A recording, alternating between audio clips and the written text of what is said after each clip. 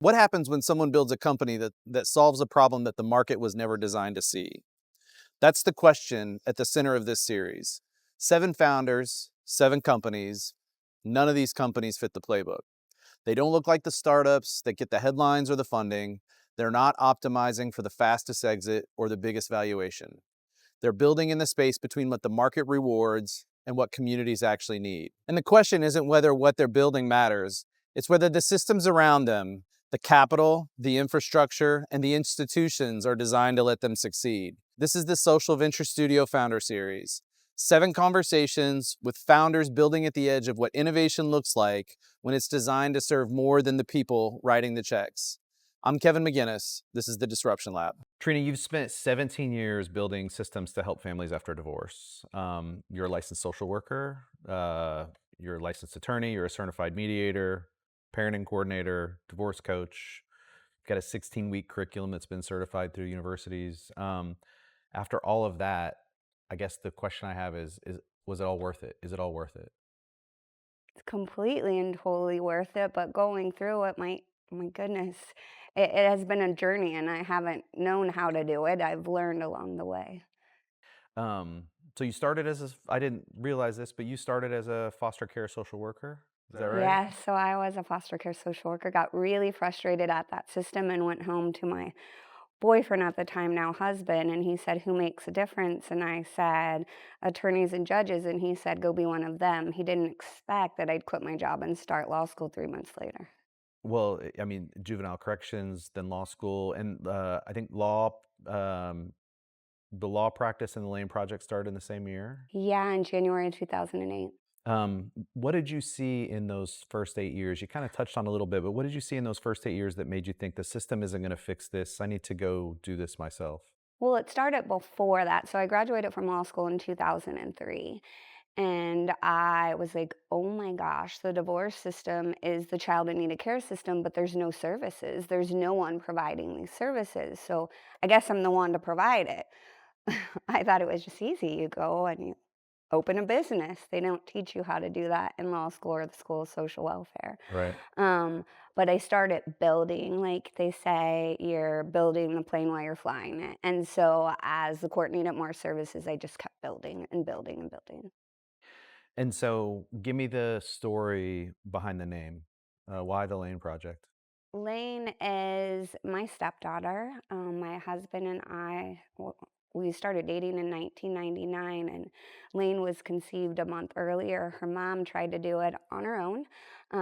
And then we met Lane 3 days before her first birthday. And it was a project.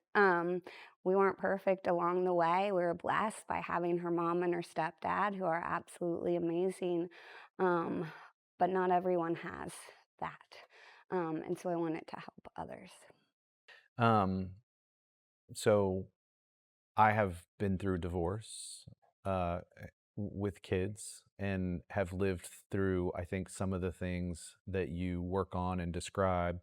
And so I think this is to me the thing that most people don't understand about divorce is, you know, when a couple with children gets divorced, the legal system is really there to support the dissolution of the marriage.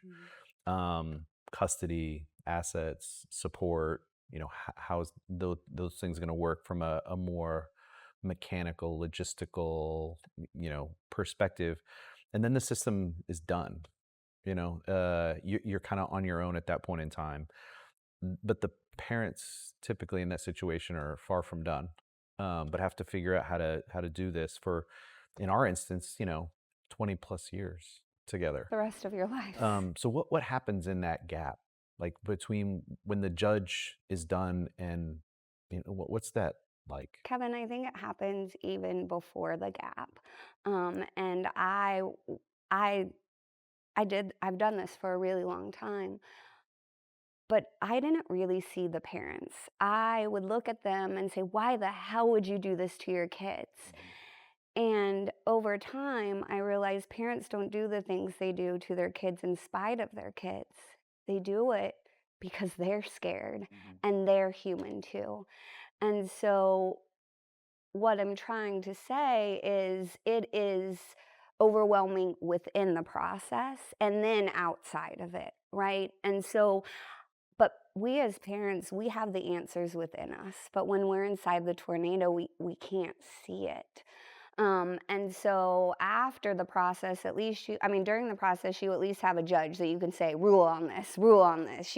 You get this parenting plan and you think everything is perfect. Just like running a business, you get your business plan. Oh, we've got it. We've got a business plan written out. Right. Yeah, no, that's not how it works. And so everything's finalized and you get pulled into the tornado. Your child needs to be potty trained and you have to communicate. Oh my gosh, they turn 6th grade, everyone gets a phone. How are you actually going to do that? Oh, 14, we're getting our driver's license. And you're having to communicate with this person that you don't really trust. And it's not because you don't want to communicate them. You're in this tornado and it's really, really hard and you're standing there by yourself. And I guess even if you are in a position where the parents have communicated or expressed, let's keep the kids first, or let's keep the kids, let's try to make decisions that are best for the children. It still is hard, and it's still it's the tools aren't there. They're not there because they teach you, do this, do that. Well, you do it when you're in a tornado. I mean, I learned so much from my entrepreneurial journey, from starting a small business and not knowing what I'm doing. The skills I use with parents are the skills I learned in running a business. So if our audience is primarily entrepreneurs and business owners, just think about making decisions when everything is being thrown at you, right? Your employees are coming up to you, your phone's ringing, your texts, you're getting all this. You don't have money, you don't know how to do this, and now you're supposed to make the best decisions feasibly possible. It's hard. And without tools or processes, one of the life-changing experiences, the EOS, the Entrepreneur Operating System. And so I will actually, my implementer, the one that came in, she actually fired me. She fired me. Like, I'm paying her. She fired me because I was so frustrated with her because I wanted her to resolve my problems. She was helping me build an operating system that prevented the problems. And no one helps the parents, right? Create this new operating system. Their business, their marriage, it's obsolete. It went bankrupt. What the tools that they tried to use there weren't working. And so parenting plans provide a document, but it's not an operating system that helps support you. If I think of being an entrepreneur of a startup by myself, without Keystone, without SVS, without Pure Pitch, the people in this city who have surrounded me, there is no way I'd be where I am today. And that's what I want to offer these families. You've described, or you still describe BH2O as strong like beryllium, adaptive like water. Yeah. That's a chemical compound as a metaphor for co-parenting. Walk me through what the 16-week program actually does, and where does a family start, and where in the best, in the scenario that you've got in the program, where do they end up? Well, BE stands for beryllium. Yeah, it's strong but flexible. So when we're in this tornado, when we're dealing in this high conflict situation where we're having to communicate with someone we don't agree with, we lose sight of our values.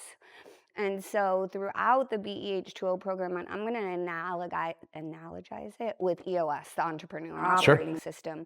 The first 8 weeks, we're actually building our foundation. We're learning the tools. We're learning the how to identify when we're in the tornadoes, what our feelings are, what our values are, what is our why, what is our purpose, what is our cause. If you know Simon Sinek's work, like that's where it all comes from. And then Arbinger work, when I was struggling with how to actually keep staff. I was trained in Arbinger, and so I pulled that in there, and that's the outward mindset. Everyone has needs, challenges, and objectives. We don't have to agree with them, system, but understanding that.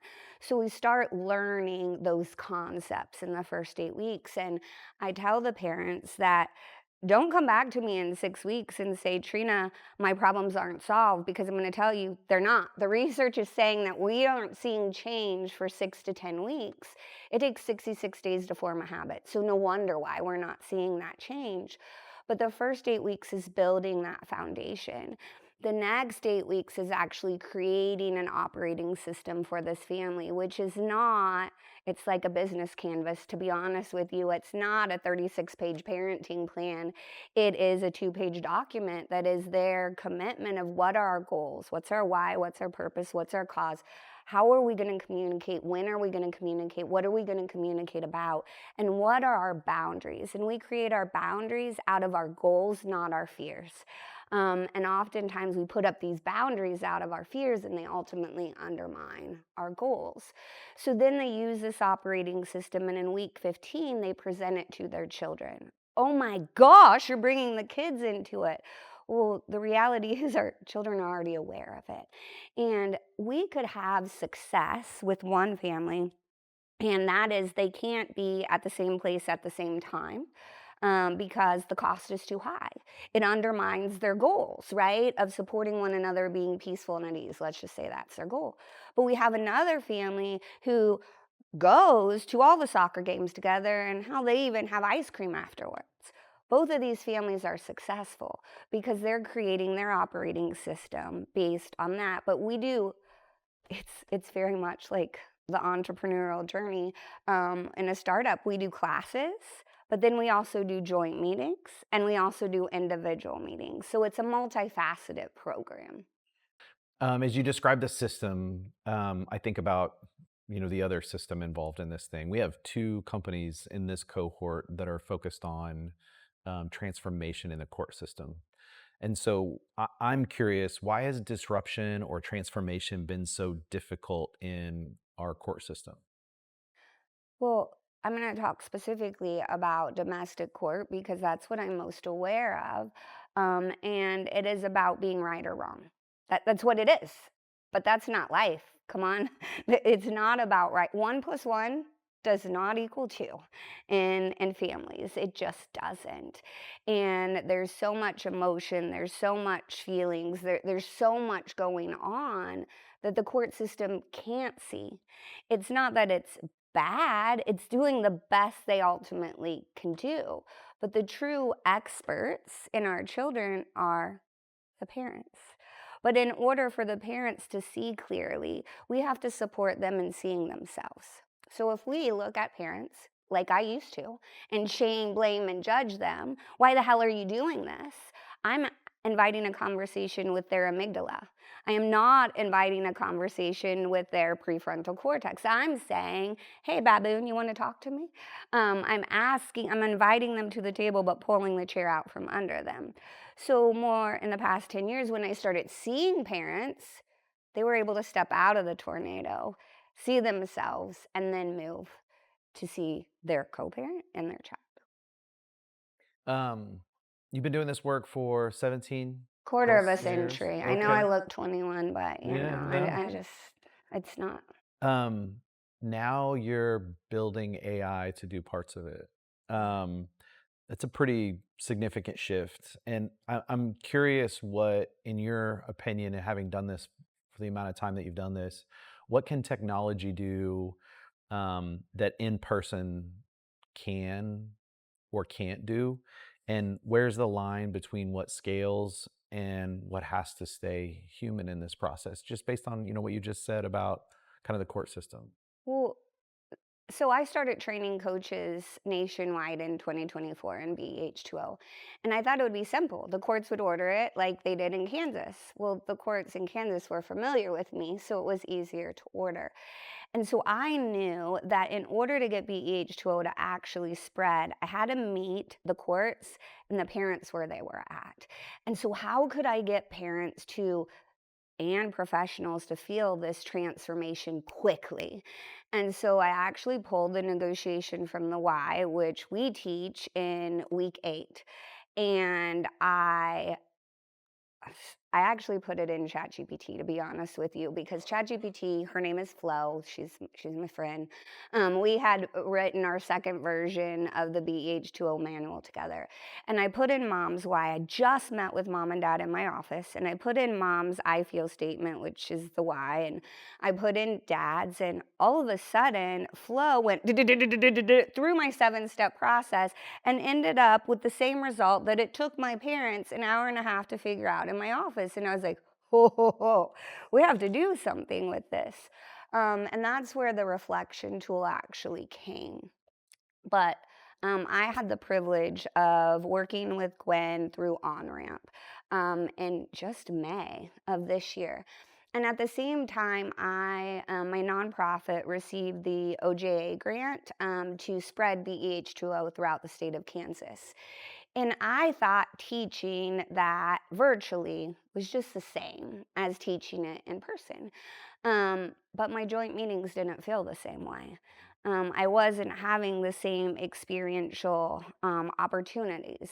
I use cards and I use drawing exercises, and it wasn't right. And so I was in OnRamp and I was like, well, hell, I could build this.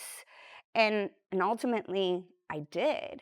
And I started using it. My coaches started using it, and very quick it was picking up, and we were getting our experiences back. Um, and then I entered SVS, and I was born BeAligned Pro, and now those tools are now available to other professionals, not just BEH2O professionals.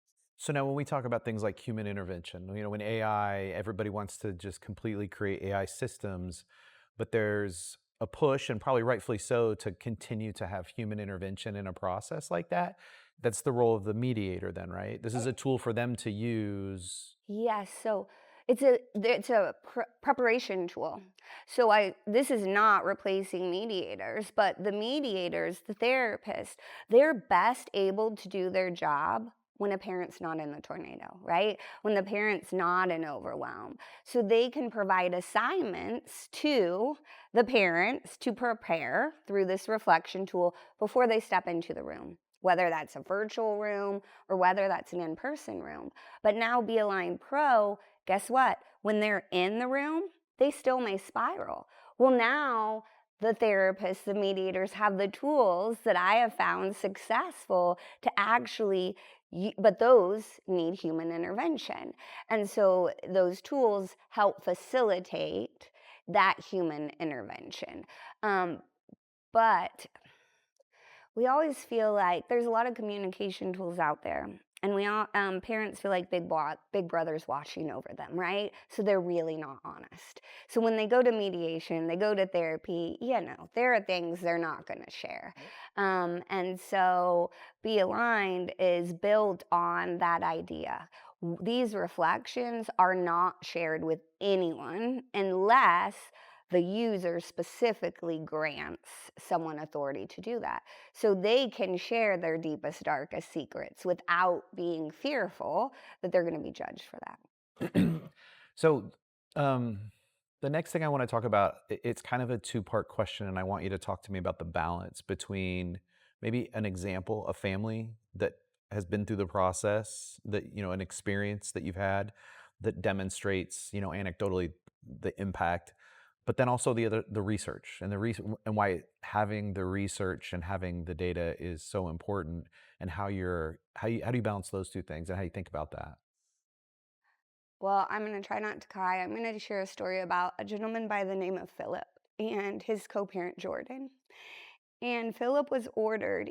I don't remember if Philip had maybe 5 kids, and his little girl was his 5th kid, and they were from different moms.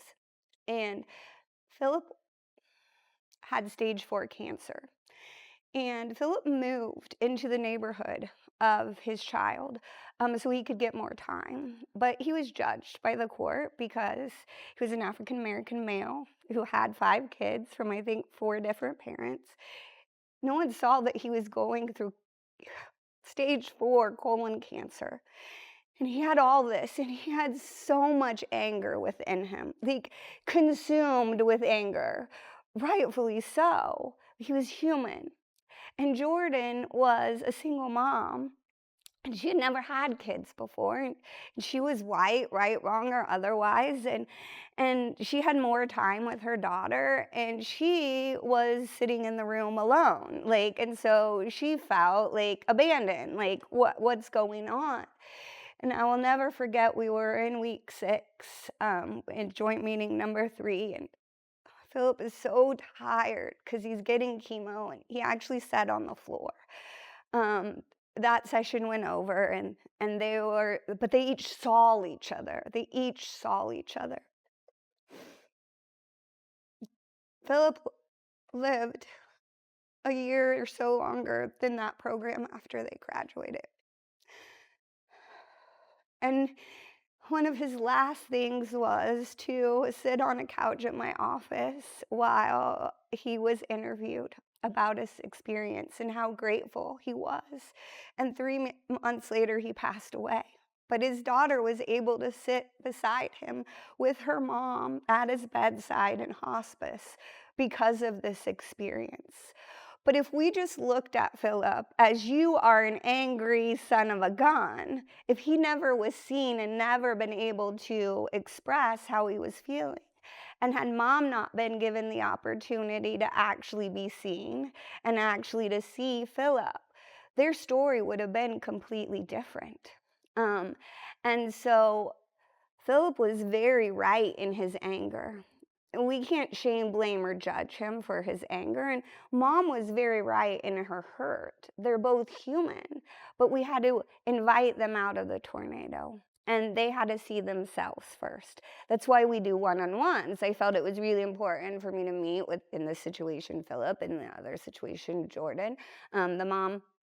And I was able to have them see themselves, so then they could be again to see one another. Well, the reflection tool allows them to do that process on their own. Um, so that answers the question about a family.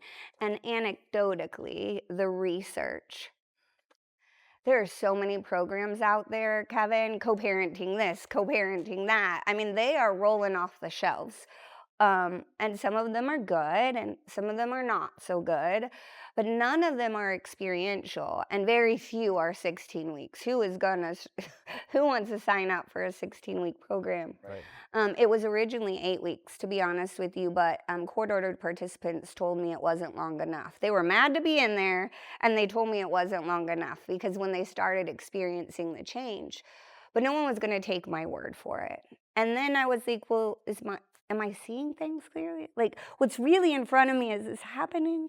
So I was at an AFCC conference in 2023, and I met Dr. Carrie O'Hara from Arizona State University, and I began talking to her, and she was like, Trina, I mean, I'll do this, but if it doesn't work, I'm going to tell you it doesn't work. And I was like, well, I hope you would tell me it doesn't work, because I would need to tweak it. And so I want it, number one, to make sure it worked, to make sure that my own confirmation bias wasn't skewing what I was really seeing.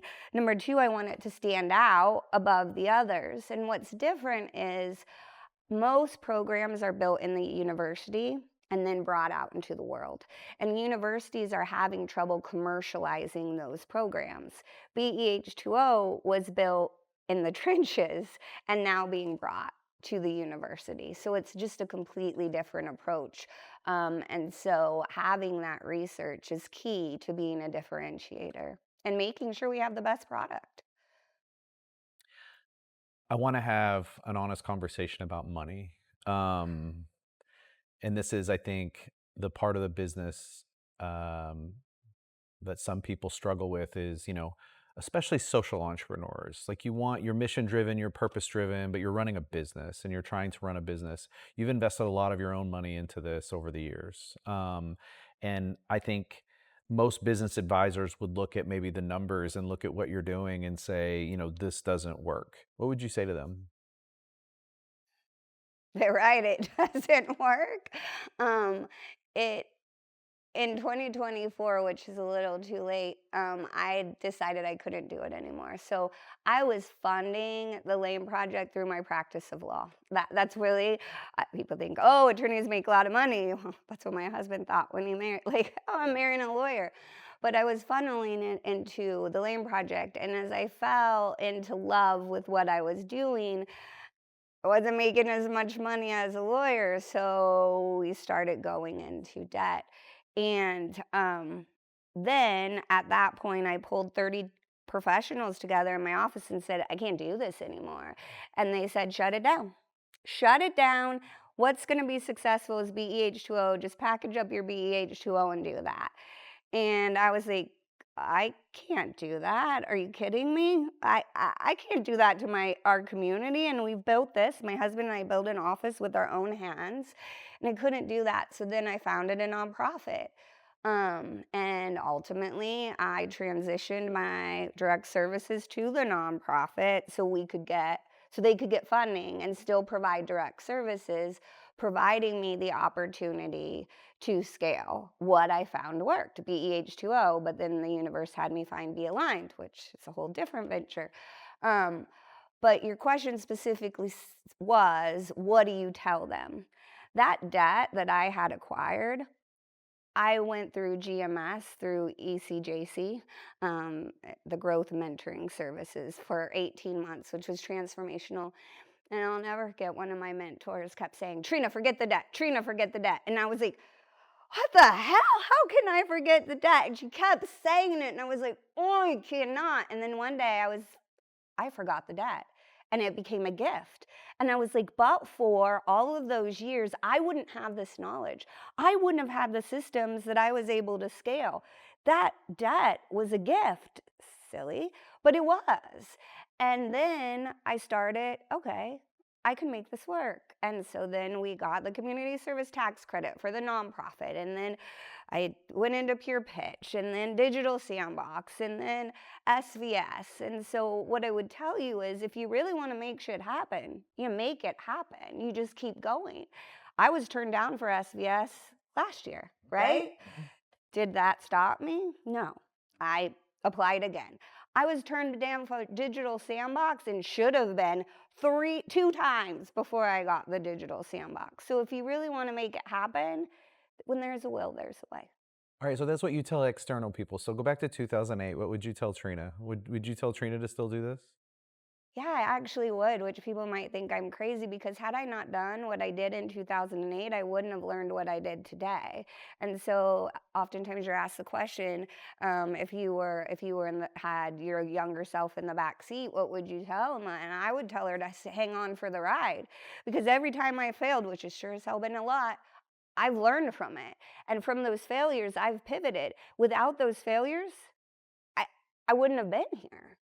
I wouldn't have had the product that I have today had you accepted me into SVS last year. No way in hell. No way. No way. And so hang on for the ride. I mean, failures are not failures if you don't look at them that way. They're opportunities. So when you been a small business owner for a long time, Yes. right?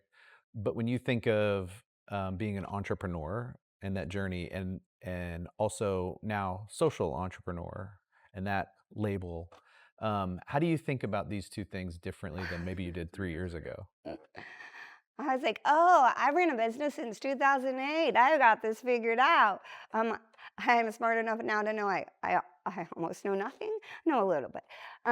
But the difference is, at least in a small business, if I'm running a law practice, well, I can go read Michael Gerber's book, The E-Myth, that's for law practices, or I could go read the Clio company book. Like, there's books out there that show you, how do you start a therapy practice, or how do you start a law firm. No one's done what I'm doing before, right? No one ultimately has done it. So I pitched the nonprofit at 1 Million Cups like 18 months ago. And if you looked at my pitch then, and I think Ed Proctor commented on it, it is unrecognizable. Well, I thought I knew the difference between a startup and a small business. I had no clue what the difference was. And so, and I always say this as an attorney, if I turned to a fellow attorney and said, I don't know what the hell I'm doing, I might get reported to the disciplinary board. But if I turn to a fellow founder at Keystone and say, I don't know what I'm doing, they'll say none of us do. We're just trying to figure it out. And so the difference is being okay with not knowing the answers and being agile and iterating along the way, but um, doing it quickly. Doing it quickly, because not doing it quickly, not getting it out there is not giving you the opportunity to learn. One of the fun parts of this for me is to watch people like you who are domain experts in something like the law or family practice or mediation and therapy and some of those services or um, opportunities become technologists. Um, so you've got, BeAligned is an AI platform or an AI, is at the core of a lot of what you're doing. You've got an AI chatbot component. Um, but you're a social worker and a lawyer. You're not a technologist.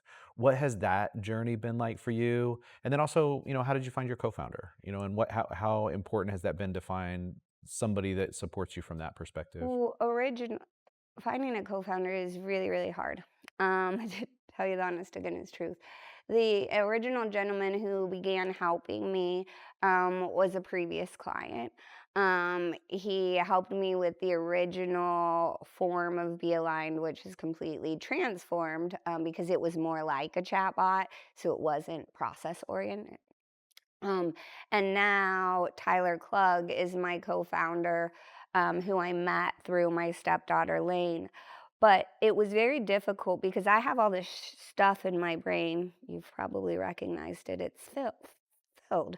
And translating that into technology is a nightmare. Like I'm talking a foreign language, they're talking a foreign language. Why don't you understand what I'm doing?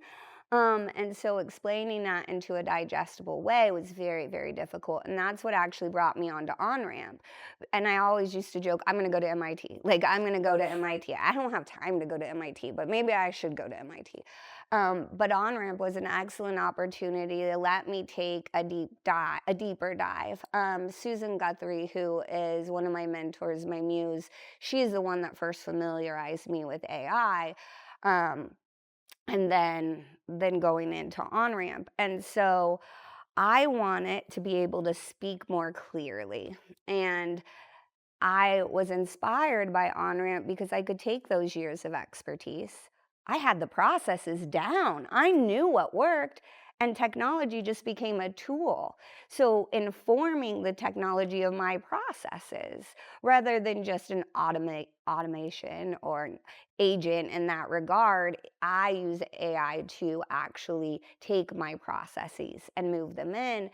And when I realized I could do that, I could build it in a toolbox that I could then get to Tyler to build on our platform. And then I didn't have to translate what was in my brain because I already had a working picture, Yeah. if that made sense. Yep. But it took me getting uncomfortable because for quite some time, even back a year ago, I was like, well, I don't know technology.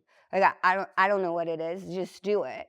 But I need it to step into it. Not that I have to be an expert, but I need to be familiarized with it Right. so that I can better inform it. I want to shift a little bit to leadership and some self-reflection. During COVID, you couldn't do the work at least the same way previously. So you sat down with employees and said, and asked, what do you want to build?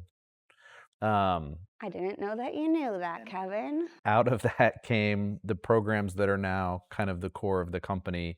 What did you learn about leadership from that moment? Wow, I didn't even know that you knew that, Kevin.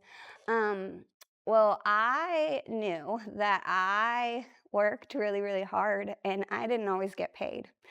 And so when the government gave us the pay, I'm going to cry, the paycheck protection loans, I didn't want to pay my employees for not doing anything. I didn't think that was fair to the government, and I didn't think it was fair to our company, because then I would have taught them something completely different.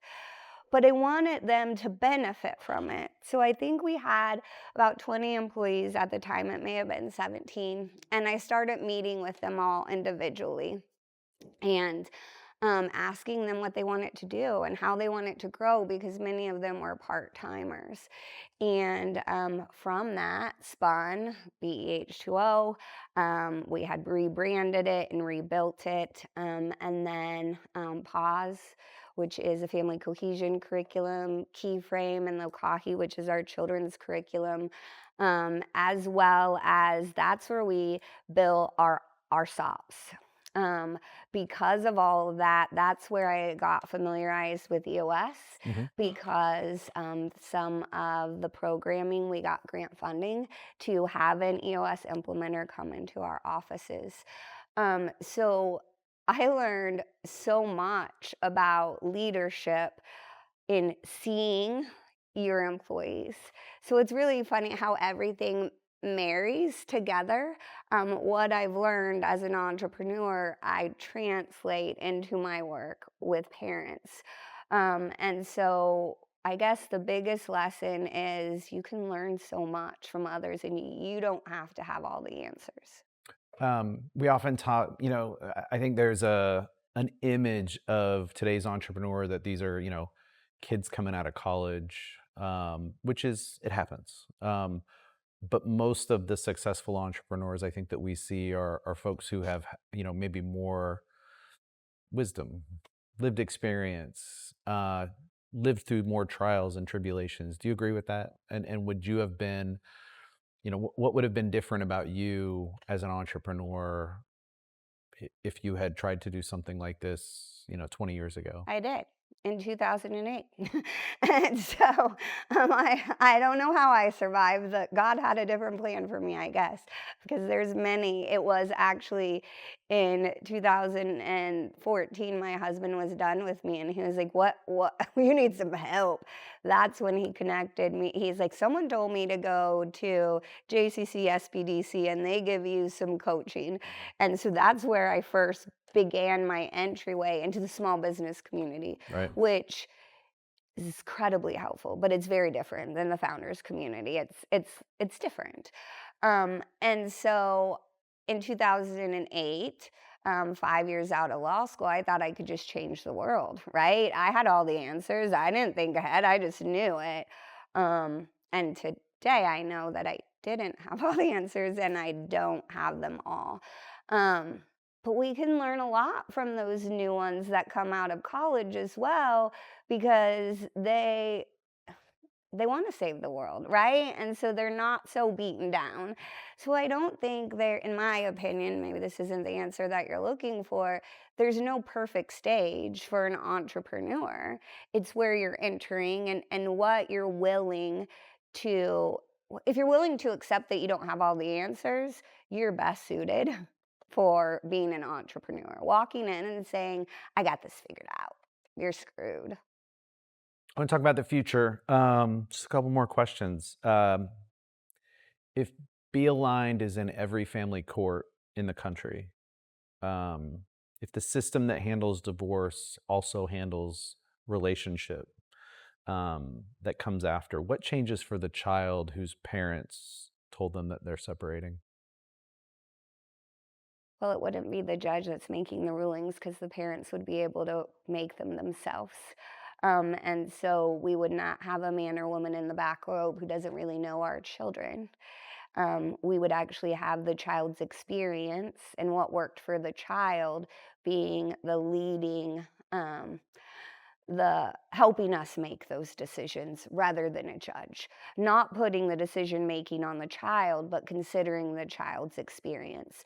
So there's going to be a lot less court involvement, which is going to free up our courts to really do that work that they really need to do and get out of our families' lives. It's going to free up schools to actually teach rather than deal with family conflict. It's going to free up health providers to actually do healthcare as opposed to fighting over parents. It's going to allow therapists to actually do therapy with the child rather than trying to figure out between the parents what their issues are. So it's actually going to allow the whole population to be more focused on their work and what they're called to do and what they're supposed to do. And it's going to put the decision-making authority back on who really knows their children the most, and that's the parents, which is actually going to safeguard childhoods and allow our children to be children. You look back, there's a entrepreneur who's just starting, and you have the opportunity now as someone who's done this to be a mentor. What advice would you give them for someone who's just starting out? And then what was the single most helpful thing that you've done in your journey? Oh my goodness. For an entrepreneur starting out, I would say it's okay not to have all the answers. I'm smart enough to know that I don't know everything, and to constantly tell yourself that, because the answers come up from exploring the unknown, right? So my processes come from entrepreneur literature, from leadership literature, from neuroscience, from social work, from law. Like, you name it, I pull from everything. So be open and be curious. Um, and the last Single one, most helpful thing you've done.